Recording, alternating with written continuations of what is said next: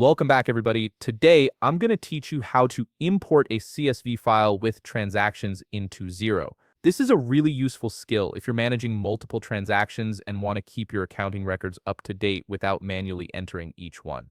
Let's get started. First, you'll need to go to the Xero website, open your web browser, and type in xero.com. This is your starting point to access your Xero account and all its features.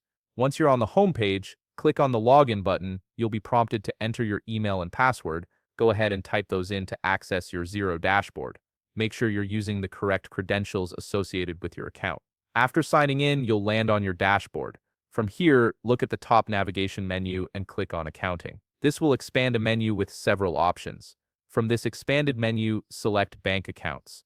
This section is where you'll manage all the bank accounts linked to your Xero account. On the Bank Accounts page, you'll see a list of all the bank accounts currently connected to your Xero account. Take a moment to identify which account you want to import the CSV file into. Once you've found it, click on the account name to open it. This will take you to that specific bank accounts page. You'll now be directed to your bank accounts overview page. Here, you'll see various details and options related to this account. Look for a button labeled Manage Account with a drop-down arrow next to it. Click on this button to reveal more options. A small selection window will appear with several choices.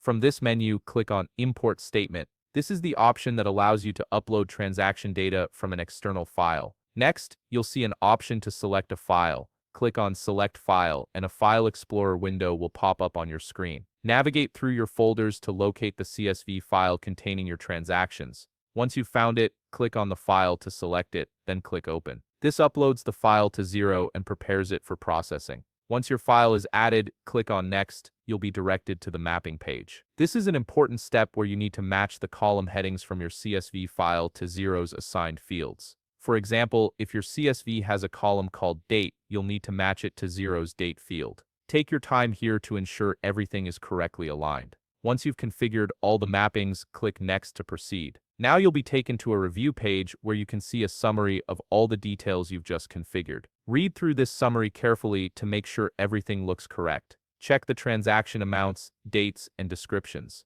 If everything is in order and you're satisfied with the import, click on Complete Import. Xero will now process the file and add those transactions to your bank account. This might take a moment depending on the size of your file, and that's it. You've successfully imported your CSV file with transactions into Xero, making your accounting process much more efficient. If you found this video helpful, please leave a like, subscribe, and see you in the next video.